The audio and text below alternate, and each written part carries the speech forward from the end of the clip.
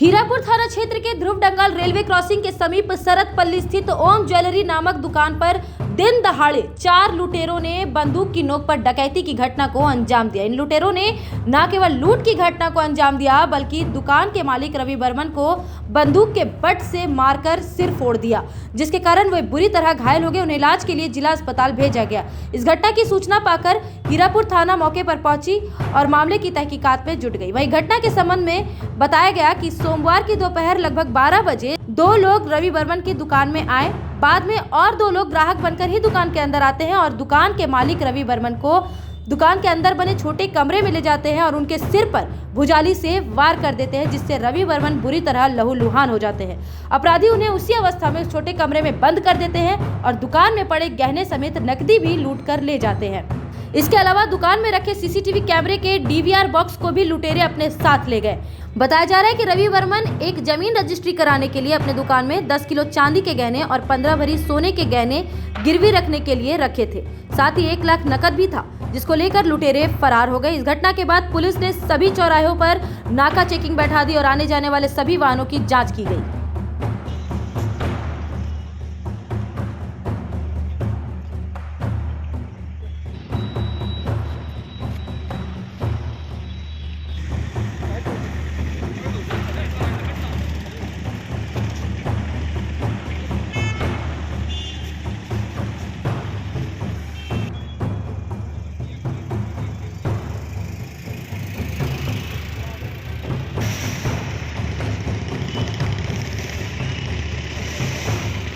घटा है आज यहाँ पे दोपहर हुई 1 घंटे के आसपास पहले सुनार का दुकान है। यहाँ पे ज्वेलरी का काम करता है ये लड़का।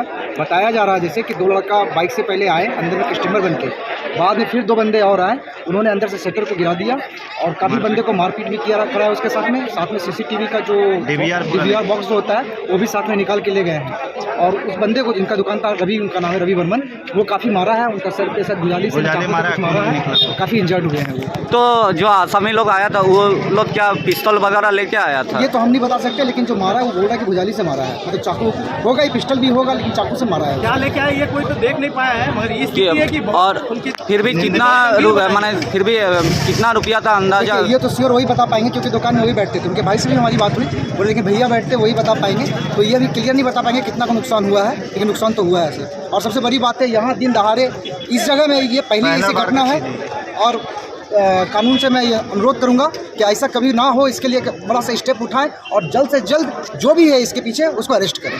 आपका नाम? मेरा नाम राजीव सिंह, जुब्बा सभापति, वार्ड नंबर 76। आज बैठा हुआ था दुकान पे, 2 जन आया, क्या मांगा, पानी मांगा ना क्या मांगा पता नहीं। वो अंदर गया, भीतर में उसको बंद किया, भुजाली चलाया, मुंह में मशीन ढुका दिया, पीछे मशीन से मारा, माथा उथा फाड़ दिया, फाड़ करके उसमें बंद कर दिया, बंद करके जो लूटपाट करना था किया। शटर उटर भी बोल रहा बंद कर दिया। 2 आदमी पहले आए, फिर 2 आदमी आए, 4 बाइक में बोला तो बाइक में आया। किसको मारा? किसको? भाई को मारा? क्या लेकर गया? क्या लेकर गया है? सामान था सब लेकर गया। कितना का होगा सब लगभग? हम नहीं बता पाए। पर ये सोना का था, चांदी का? सोना चांदी से। रिकी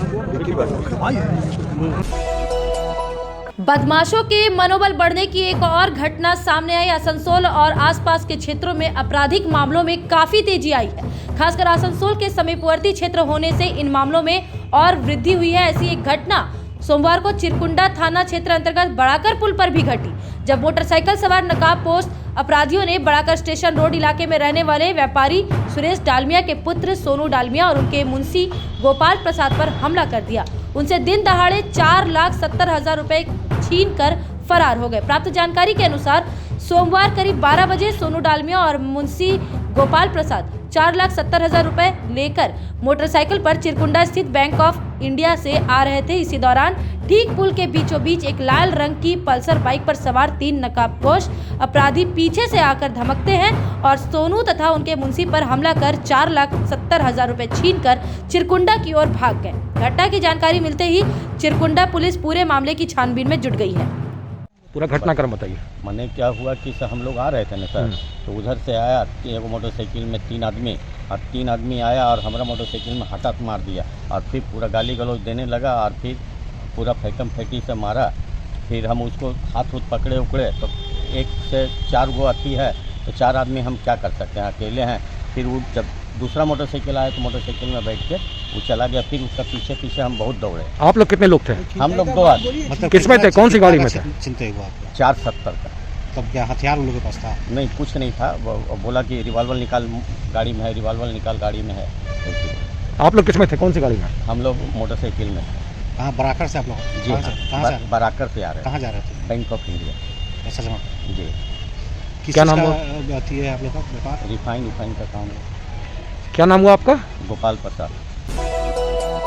सोदपुर एरिया के नरसमुदा कोलियारी के प्रबंधक एनडी सिंह सोमवार को सेवानिवृत्त हो गए। उनके सेवानिवृत्त होने पर कोलियारी के अधिकारी, विभिन्न विभाग के श्रमिक और केएमसी यूनियन द्वारा उन्हें पुष्पपुंज और शाल ओढ़ाकर भावभीनी विदाई दी गई। इस मौके पर उन्होंने कोलियारी के नए प्रबंधक बी मुखर्जी को अपना पदभार सौंप दिया। इस मौके पर केएमसी के आरके त्रिपाठी, मुकेश नोनिया, जयराम गोप, रामाशीष शर्मा, मुन्ना साव, राजकुमार राजभर आदि उपस्थित थे। इस मौके पर आरके त्रिपाठी ने कहा कि प्रबंधक एनडी सिंह एक मिलनसार कर्तव्यनिष्ठ अधिकारी थे। वे जिस कोलियारी में भी गए वहां उत्पादन के दर को बढ़ाया। नरसमुदा कोलियारी डूबने के बाद काफी विकट परिस्थिति आ गई थी। विकट परिस्थिति से उन्होंने उबार कर कोलियारी में फिर से उत्पादन कार्य शुरू करवाया। वे ऑफिसर एसोसिएशन के उपाध्यक्ष भी थे। हम लोगों की यही कामना है कि वे जहां भी जाएं स्वस्थ रहें और हंसी खुशी अपनी बाकी की जिंदगी अपने परिवार के साथ बिताएं। अनुभव हो रहा जब आप लोग कितना प्यार करते हैं, मेरा अनुभव नहीं था। ये घटना का बाद हम हर घटना में अभी मालूम हो रहा जब आप लोग कितना प्यार करते थे। हम तो आप लोग को डांटते रहते थे, लेकिन आप लोग कितना प्यार करते थे मेरा मालूम नहीं पड़ता था। आप लोग अच्छा से बिताइए, मरीज को ठीक से रखिए और काम में ठीक से सेफ्टी से काम करिए। और त्रिपाठी धन्यवाद दे रहे, इतना बिजी आदमी जो कॉर्पोरेट लेवल का नेता है वो हमारा लिए इतना टाइम निकल के आया, उससे आभारी है, हम उसका नमन करते हैं। पूरा करने पर सेवानिवृत्त हो रहे हैं, उसके उपलक्ष्य में कोयला मजदूर कांग्रेस द्वारा उनका विदाई समारोह का आयोजन किया गया।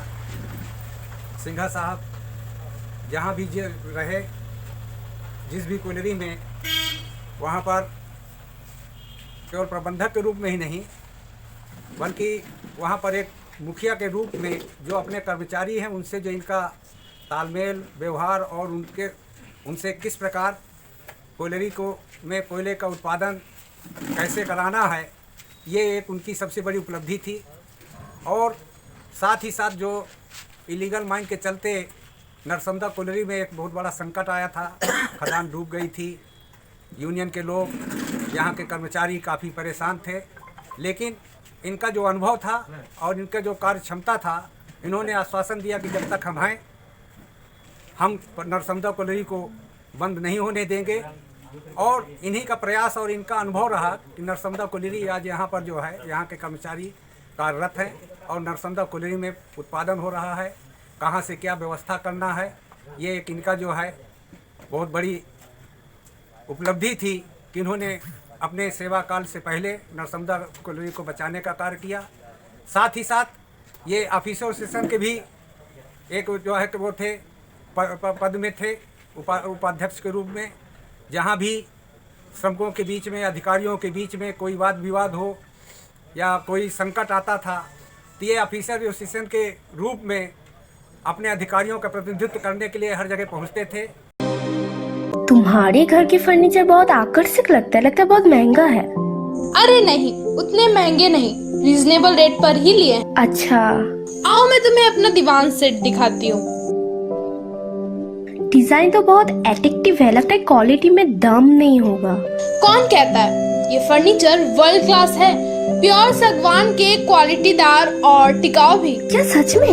हाँ, तुम्हें भी फर्नीचर लेना हो तो फर्नीचर वर्ल्ड एक बार जरूर जाना। वहाँ फर्नीचर के एक से बढ़कर एक कलेक्शन, वो भी तुम्हारे बजट में। साथ ही वहाँ फाइनेंस फैसिलिटी भी उपलब्ध है। सच में? तब आज ही अपना हबी को कहूँगी फर्नीचर वर्ल्ड चढ़े। फर्नीचर लवर्स की पहली पसंद, जीटी रोड, शनि मंदिर के सामने, नूरुद्दीन रोड, आसनसोल।